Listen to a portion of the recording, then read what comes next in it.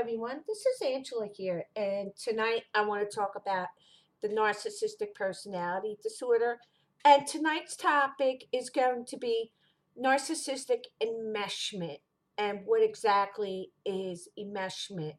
And I'm going to talk about this ongoing story. Yesterday, I did a video about cheapskate, the cheapskate guy that I was dating who was just plain rude. Okay, it wasn't about money, it was about rudeness. And but there was another issue. This is my boy. This is Genadino, the lover.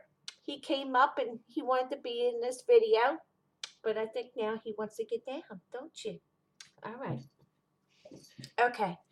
So we're going to talk today about mama's boys and mama's girls and codependency and what it really looks like so that you can spot it and get away from it before you waste any more of your time with an individual that is basically toxic. Okay, toxic. And this is narcissism. It's narcissism. And so let me explain this situation with this guy.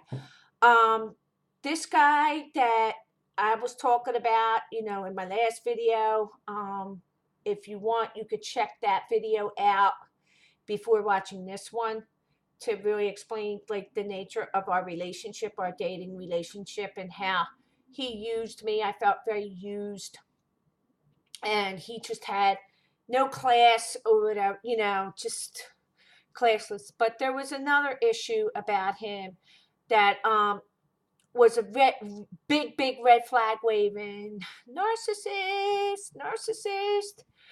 And here it is. Okay, here we had a guy that back in 2008, as I said, he was going through a bad divorce.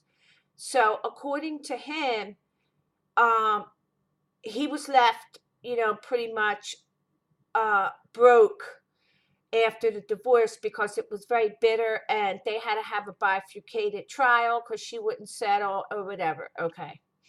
So he says that it forced him to move back with his mother. The only thing though that I can say is that even though that happened to him, he earned enough money where he could live on his own. His argument was that he wanted to rebuild his finances, and it kind of made sense, but there was an underlying issue here with regard to his relationship with his mother. His mother was the typical Italian mother, and his adult sister and her husband and her children, they all lived in the house with him and his parents. It was like this one big enmeshment of adult children living with their parents. And I'm talking about, at that time, children in their mid-40s living with their parents. And mid to late 40s. His sister's older, and she was like in her,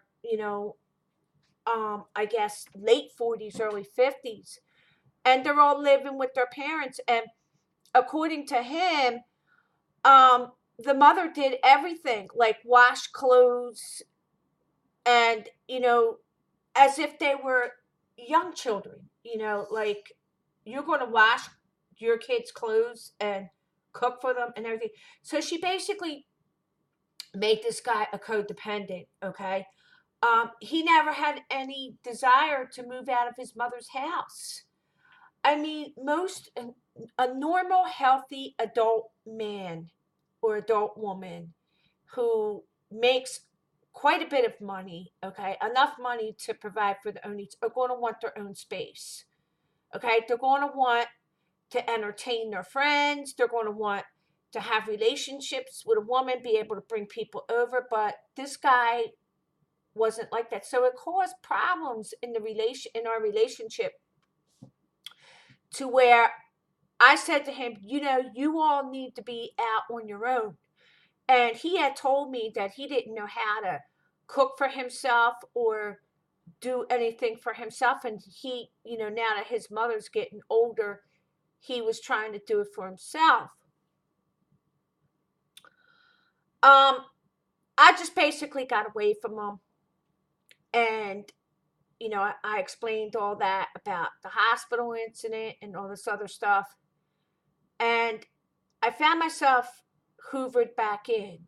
And I'm really kind of pissed off at myself for falling for that nonsense when, I saw that there was a codependency issue. But here's what happened.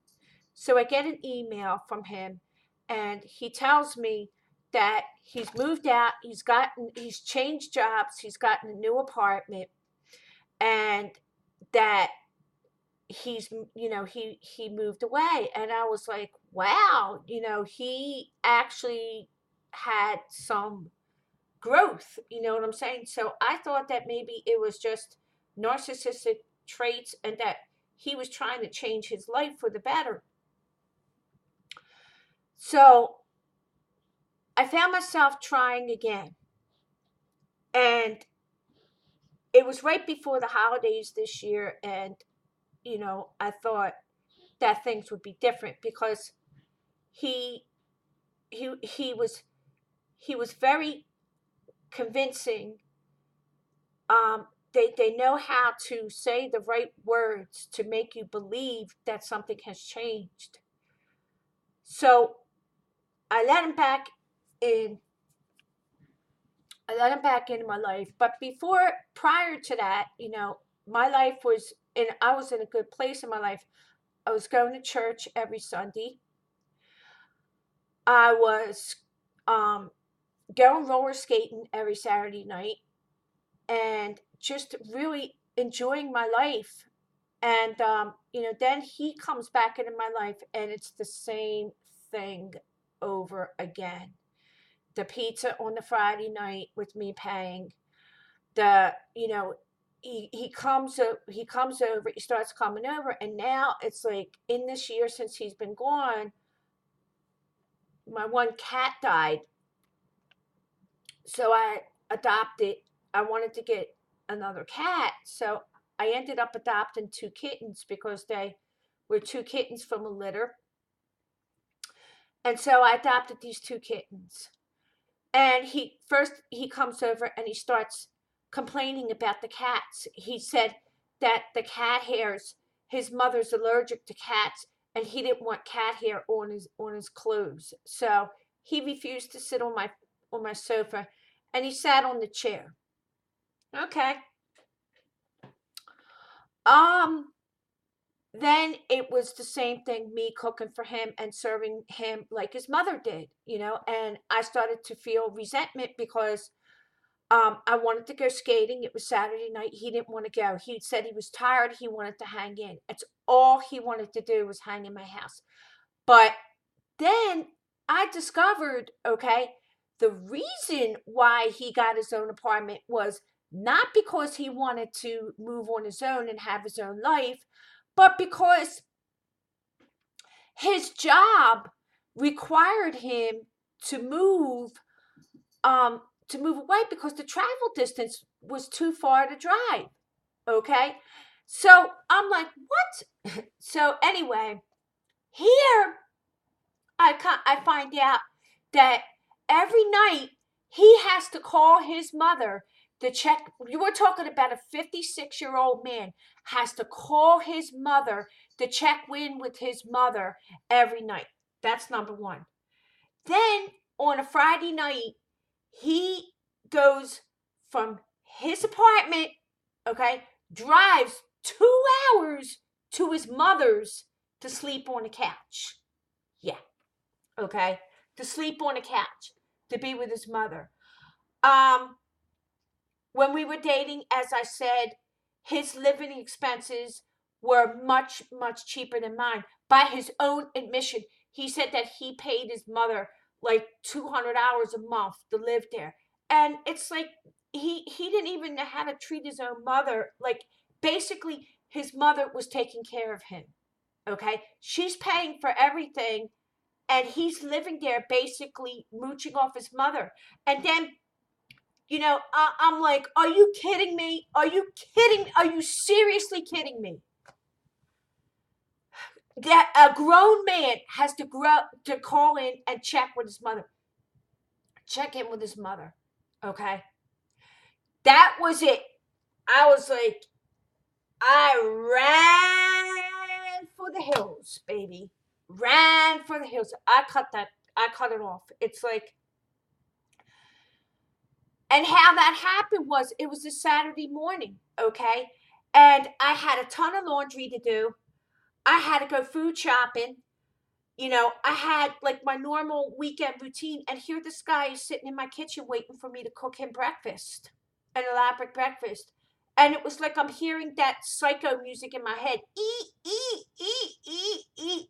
And I just was like so annoyed. So he says this. He says, you know, Angela, I'm going to go get something to eat. I'm going to be around for the next 30 minutes. And you tell me if you want me to come back. And what happened was he ends up going to IHOP for breakfast. Doesn't invite me out, okay? That's the big, you know, for all the breakfasts that I cooked him. Mm-hmm. And all the money that I spent hosting him and caring about him. User, mooch. And basically, I said, I'm done. So what does he do? He drives 2 hours on a Saturday to go spend the rest of the weekend with his mother. Unbelievable. Absolutely unbelievable. These people are extreme. These type of people are extreme codependents. And you could see plain as day the enmeshment. It's not normal. It is absolutely not normal for women, okay? These women, these narcissist women, or these helicopter women, to be babying their adult children. This is why you got codependents. You know, they make puppets out of their children. They ruin their kids' lives. So this is why, no, I'm done. And I'm taking a very, very, very long break. You know, last night I went roller skating. I found out that all the gang, like, they all missed me. They were like, because there's like a group of regular skaters that go, and we really love it. And we enjoy shooting the breeze and just socializing. Just a great group of people. And I found out that they're having a big New Year's Eve party. And so I'm going to go, and I'm going to take my sister Jerry, you know, and we're just going to party at the roller skating rink. She doesn't skate, but, you know, I don't skate the whole time, you know, like I rest in between, and, you know, we all, you know, people all just socialize too. So it's going to be great. And, excuse me. Excuse me. And then I'm going to, you know, and then today I went to church. I missed the whole Advent season of church because he just held me back. He held me back. He was just nothing but a parasite, leech, mama's boy. I'm done. Okay, so I'm telling this video, okay, to show people that you need to watch out for. Men and women. There are some children of narcissists that go so far, they sleep with their mothers in the same bed. Daughters of narcissistic mother. It's like, and let me stop, okay? Let me stop. All right. Have a good night, everyone. If I don't do another video, I just want to say Happy New Year. I'm feeling great. I'm really looking forward to New Year's Eve tomorrow night. Take care, all. Thanks for watching, and have a good night.